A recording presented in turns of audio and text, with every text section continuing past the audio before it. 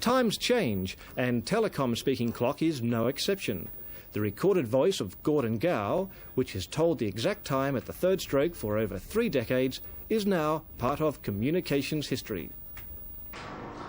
At the third stroke, it will be 11:24 and 50 seconds. At the third stroke, it will be 11:25 precisely.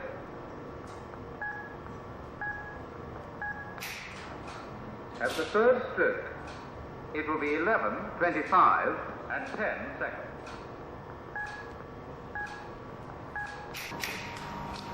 At the third stroke, it will be 11:27 precisely.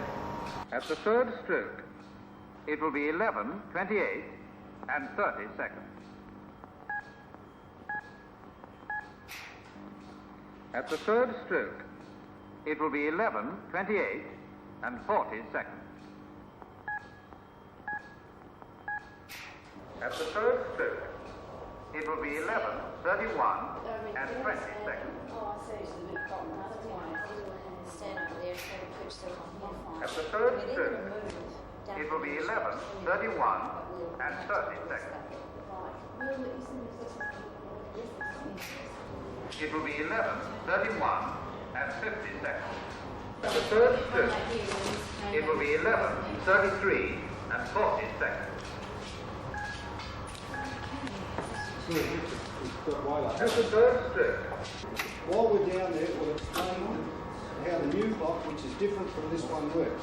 It is quite different from this fellow.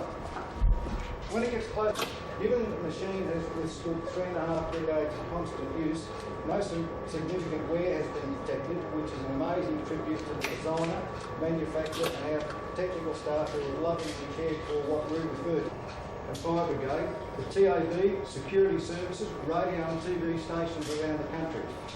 10 or so years ago, the early morning wake-up service also took the speaking clock voice. In 1951, a young Australian radio actor by the name of Gordon Gow left for Australia. It was often said that the speaking clock sounded English, but the irony is that Gordon was specifically chosen by the British manufacturer to record the words we have grown in his early 70s and still living in London. He has been a radio actor, narrator and theatre critic for many years, and until recently he was a London theatre critic for the famous ABC programme The Showman. But today we're here to dispense with the past and get on with the future.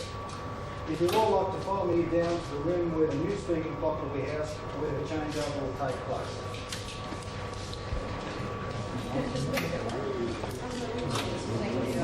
At the third stroke, it will be 11:52 precisely.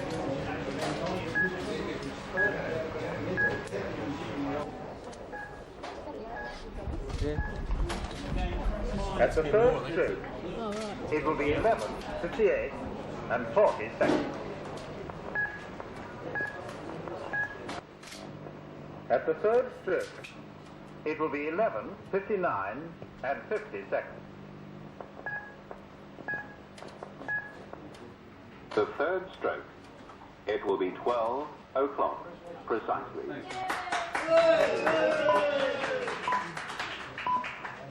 At the third stroke, Well done. it will be 12 o'clock and 10 seconds. At the third stroke, it will be 12 o'clock and 20 seconds. At the third stroke.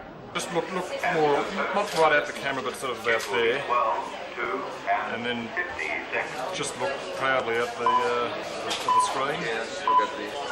At the third stroke, it will be 12, 3, Yeah, let's just do one more shot. And that's it. And look back at it again. That's fantastic. at the third stroke. Okay. Okay. Richard, your time calls may well all of us. How do you feel about being recorded for all time? Well, I think it's fun, and it's also a little bit daunting. I mean, I could be here 30 or 40 decades after I've actually waddled off for the lifespan. Do you think we've lost some of the romance of the old clock? No, not really, because the end result that you're hearing will in fact sound very similar to what Gordon Gow has been sounding like for the last 3 decades. Pictorially, actually here within the telecom building, it's not as quite as romantic, it's not as scenic as Old George, which was the machine that Gordon Gow was recorded on and replayed on over the last 30-odd years.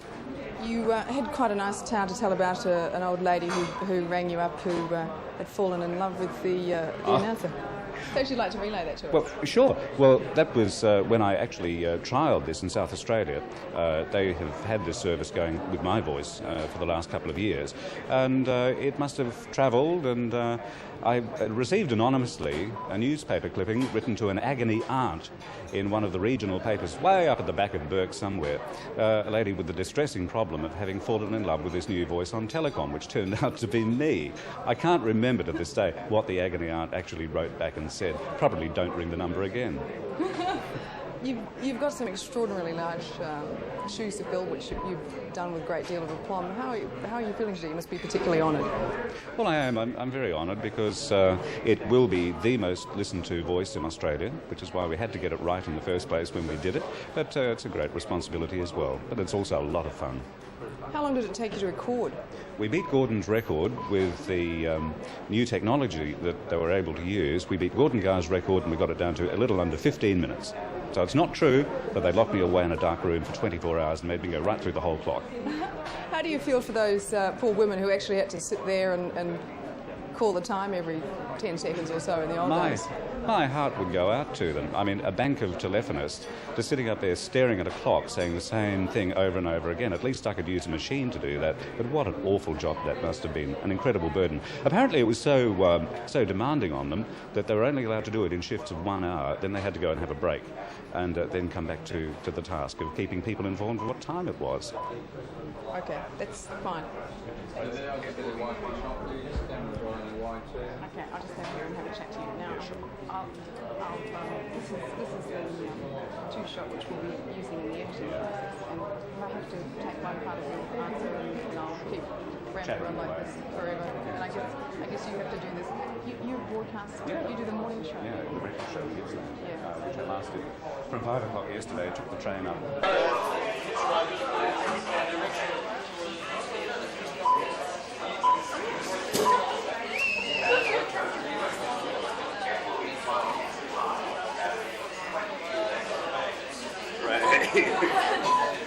I hereby declare this cake cut. Okay, it was. I didn't get through the icing. Can you do it once more, please? Just for the same.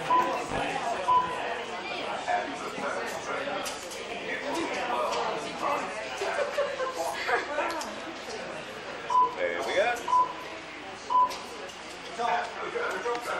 The first slice is yours.